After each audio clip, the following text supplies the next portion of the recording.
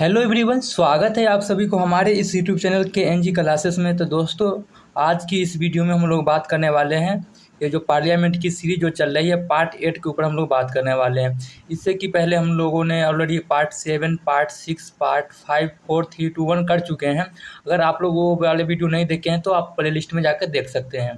ठीक है, तो चलिए हम लोग आज यहाँ से शुरू करते हैं। जैसे कि पिछले वीडियो में हम लोगों ने बात किए थे बजट के बारे में, बजट की में क्या क्या शामिल होते हैं, उन सभी चीज़ों के बारे में हम लोग पढ़ लिए थे। आज की जो वीडियो शुरू होने वाली है, संविधान में जो है बजट के संदर्भ में क्या क्या व्यवस्था है। ये जो संविधान है, अगर संविधान में हम बात करते हैं, जो हमारा जो बजट जो आता है, ठीक है, एक बात कि बजट का जो रिलीज होता है वो कौन सी तारीख की होती है और कौन सी महीने में होती है, आप हमें कमेंट करके बताइएगा। ठीक है, ऐसे जब हम बजट का आएगा तो बजट का हम एक वीडियो सेपरेट बना देंगे। ठीक है, तो बात करते हैं कि संविधान में जो है बजट के संदर्भ में हम बात करते हैं व्यवस्था क्या क्या है। देखो, पहले लोकसभा में पेश होता है, उसके बाद जो है राज्यसभा में जाता है। ठीक है, जो कि अनुच्छेद 112 में जो है वर्णन किया गया है। बात करते हैं कि राष्ट्रपति के सिफारिश के बिना जो है अनुदान की जो है मांग नहीं कर सकते हैं। ठीक, बजट में जो है एक तरह से जो है राष्ट्रपति की अनुमति के बिना जो किसी प्रकार की जो है आप जो है मांग नहीं कर सकते हैं। ठीक है, बात करते हैं कानून के आधार पर जो है कर का जो है निर्धारण होता है। ठीक है, पहले राज्यसभा में नहीं लाया जाता है। ध्यान दीजिएगा, मैंने ऊपर लिख रखा हूँ, फिर भी यहाँ पर ना डायरेक्टली मेंशन कर रखे हैं कि पहले राज्यसभा में नहीं लाया जाता है, पहले लोकसभा में लाया जाता है, उसके बाद जो है राज्यसभा में भेजा जाता है। ठीक है, बात करते हैं कि संसद जो है कर को कम या समाप्त कर सकती है, बढ़ा नहीं सकती है। ध्यान दीजिएगा, संसद जो है अगर बात करते हैं किसी कर हो या फिर कर को समाप्त कर सकती है या फिर कर को जो है समाप्त कर सकती है या फिर कम कर सकती है, लेकिन बढ़ा नहीं सकती है। ठीक, बात करते हैं कि राष्ट्रपति की अनुमति के बिना जो है कर निर्धारण वाला जो है विधेयक जो है नहीं लाना। अगर राष्ट्रपति का अनुमति नहीं होता है तो आप कोई भी ऐसा जो है जो टैक्स लगाने से संबंध में जो भी विधेयक है आप नहीं ला सकते हैं। इसको ध्यान दीजिएगा, क्योंकि ये पीटी पॉइंट से आ सकता है। इसमें तो सारे पीटी पॉइंट से हैं। ठीक है, और ये पर्सनल यूपीएससी और पीसीएस एग्जाम के लिए है, अदर कंपटीशन एग्जाम के लिए तो ये नहीं है। ठीक है, बात करते हैं कि बिना विनियोग विधि से संचित निधि से जो है पैसा नहीं निकाल सकते हैं। ठीक है, अब हम बात करते हैं कि विनियोग विधि क्या होता है। तो विनियोग विधि की हम बात करते हैं कि सरकार द्वारा जो है संचित निधि से रकम की निकासी को मंजूरी दिलाने के लिए संसद में जो है प्रस्तुत विधेयक को ही हम लोग क्या कहते हैं, विनियोग विधेयक कहते हैं। ठीक है, फिर से आप समझिए कि विनियोग विधेयक क्या होता है। तो बात करते हैं कि सरकार के द्वारा या फिर सरकार द्वारा संचित निधि से अगर हम बात करते हैं रकम की अगर निकासी को अगर मंजूरी दिलाने के लिए संसद में प्रस्तुत विधेयक को, अगर संसद में जो प्रस्तुत करते हैं विधेयक को हम लोग क्या कहते हैं, विनियोग विधेयक कहते हैं। ठीक है, अब हम बात करते हैं कि संयुक्त बैठक के प्रावधान, जैसे कि हमने देखे थे धन विधेयक हो गया, वित्त विधेयक हो गए, वित्त विधेयक 2 हो गए, साधारण विधेयक हो गए। तो इसमें हम पीछे की वीडियो में ऑलरेडी हम डिस्कस कर चुके थे कि संयुक्त बैठक का प्रावधान है। तो संयुक्त बैठक का हम प्रावधान जो है एक हम आर्टिकल 108 में जो है इसका वर्णन किया गया है।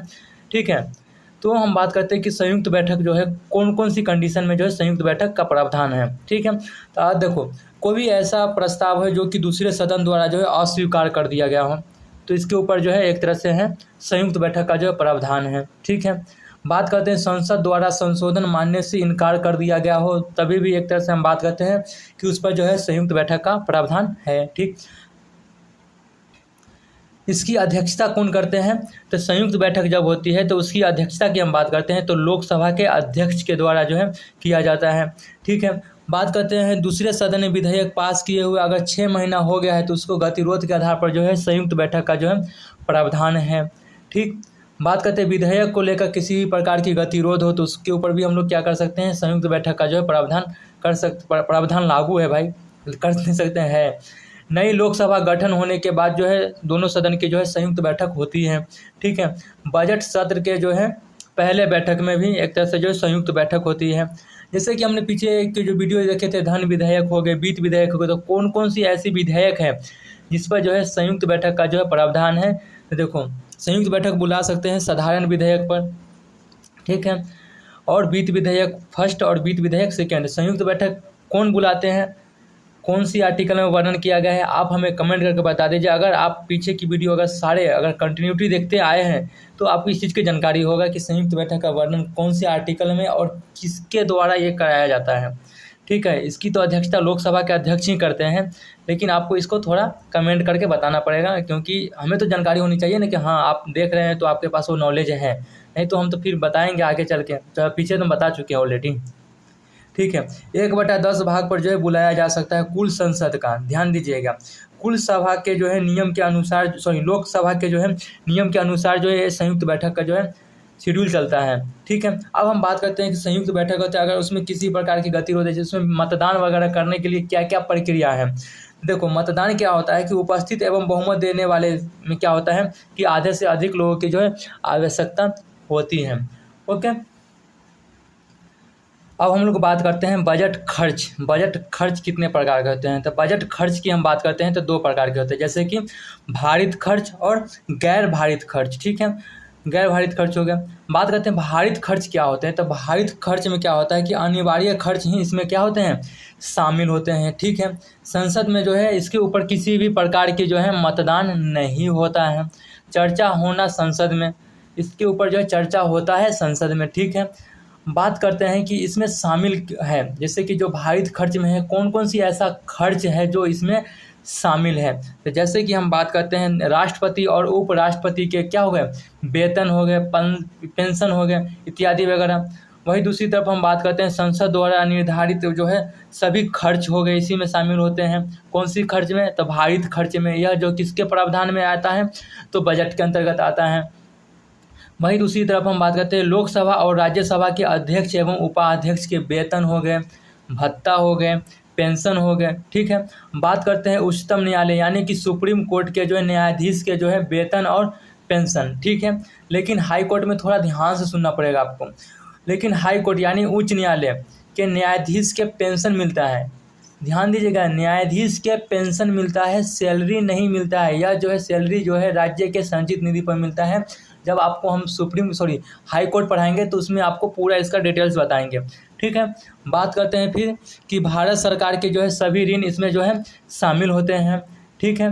बात करते हैं संघ लोक सेवा के जो है आयोग के सदस्य एवं अध्यक्ष के वेतन, यानी कि जो यूपीएससी के जो सदस्य हो गए और उनके अध्यक्ष जो हो गए, जिसकी आप लोगों को तैयारी करते हैं, वो आपका खर्च किस पर निर्धारित होता है, तो भारत के जो है किस पर, बजट में कौन सी, भारत के भारित खर्च पे होते हैं।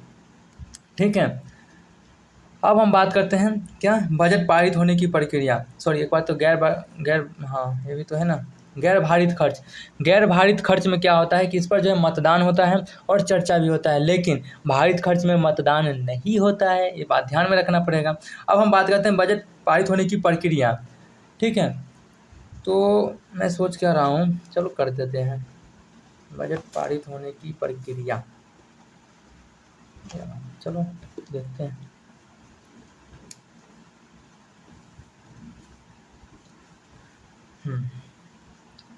बजट पारित होने की हम प्रक्रिया की हम बात करते हैं, तो बजट की जो पेश होती है, मैंने पीछे पूछा देखिए कि क्या मतलब, कमेंट करके बताना है, आप हम यहाँ पर मेंशन कर रखे हैं, जैसे कि 1 फरवरी को जो है प्रस्तुत किया जाता है। ठीक है। अगर हम बात करते हैं पेश के दिन, जिस दिन बजट आपको पेश करते हैं उस दिन जो है किसी भी प्रकार की जो है चर्चा नहीं होते हैं।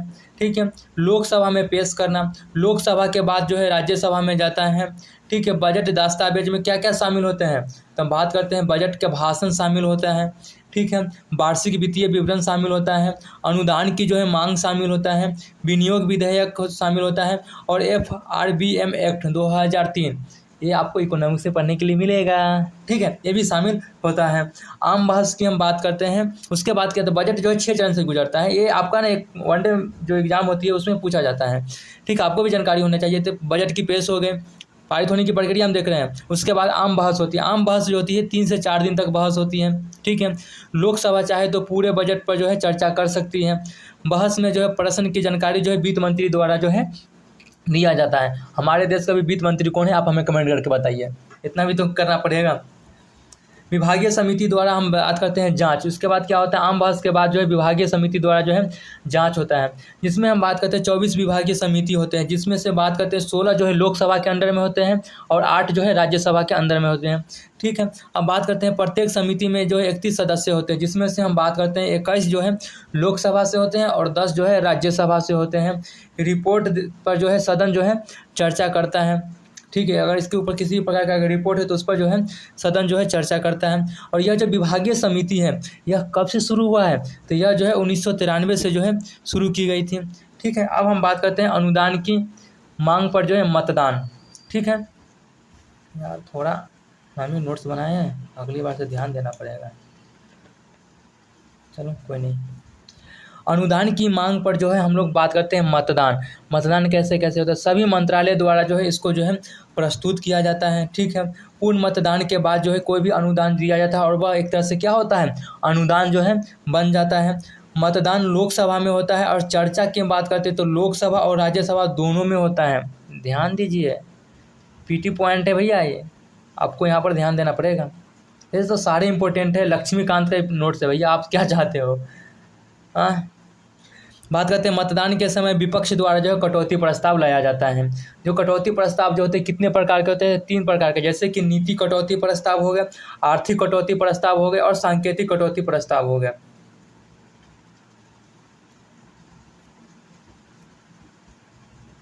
इसीलिए बोलते हैं। अब नीति कटौती प्रस्ताव में बात करते हैं, पास होने पर जो है 1 रुपये जो है मिलता है। ठीक है।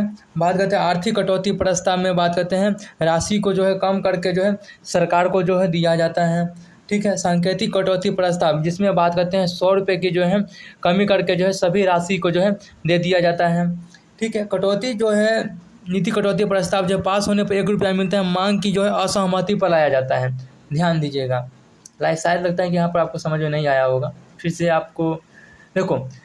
मतदान के समय जो विपक्ष द्वारा जो है कटौती प्रस्ताव लाया जाता है, जिसमें से 3 प्रकार के जो कटौती प्रस्ताव होते हैं, नीति कटौती प्रस्ताव हो गया, आर्थिक कटौती प्रस्ताव हो गया और सांकेतिक कटौती प्रस्ताव हो गया। नीति कटौती प्रस्ताव में हम बात करते हैं पास होने पर 1 रुपया मिलता है। ठीक है। यह जो मांग की असहमति पर जो है नीति कटौती प्रस्ताव लाया जाता है। वहीं दूसरी तरफ हम बात करते हैं आर्थिक कटौती प्रस्ताव। तो आर्थिक कटौती प्रस्ताव में क्या होता है कि राशि का जो है जो हमारे जो अमाउंट होता है उसको कम करके जो है सरकार को जो है दिया जाता है आर्थिक कटौती में। ध्यान दीजिएगा, नाम से ही पता चल रहा है। और सांकेतिक कटौती में क्या होता है कि 100 रुपये की जो है राशि को जो है कम करके जो है और सभी राशि जो है दे दिया जाता है। उसके बाद वो जो है विनियोग विधेयक का जो है पारित होना, जैसे कि हम पीछे बता ही दिए थे, और फिर यहाँ पर मिल जाता है। विनियोग विधेयक जो है पारित होता है कैसे, तो कानून के बिना जो इसके बिना जो है पैसा नहीं निकाल सकते हैं संचित निधि से। पहले लोकसभा में लाना, उसके बाद जो है राज्यसभा में लाते हैं। ठीक है। निर्धारित पैसा ही इसके अंतर्गत जो है मिलता है, ये नहीं कि आप जितना निर्धारित से ज़्यादा मिल जाएगा, ऐसा नहीं होता है। फिर बात करते हैं वित्त विधेयक का जो है पारित होना। आपको पढ़ा चुके हैं वित्त विधेयक कितने प्रकार के होते हैं, अनुच्छेद 117 और अनुच्छेद 117 के सब क्लोज 3। ठीक है। बात करते हैं कि धन विधेयक की सभी शर्तें जो है लागू होता है इसमें। ठीक है। टैक्स वाला पक्ष को जो है कानूनी मान्यता जो है देता है। ठीक है। अब बात करते हैं बजट हो गया, कितने चरण से गुजरा है, 1 2 3 4 5 6, सही है। तो दोस्तों आज की वीडियो को हम लोग यहीं पर विराम देते हैं, फिर हम लोग मिलेंगे जो कि पार्ट 9 होगा। यहाँ पर लिख देते हैं पार्ट 8 कंप्लीट, और पार्ट 9 जो हमारा शुरू होगा अन्य अनुदान की मांग से।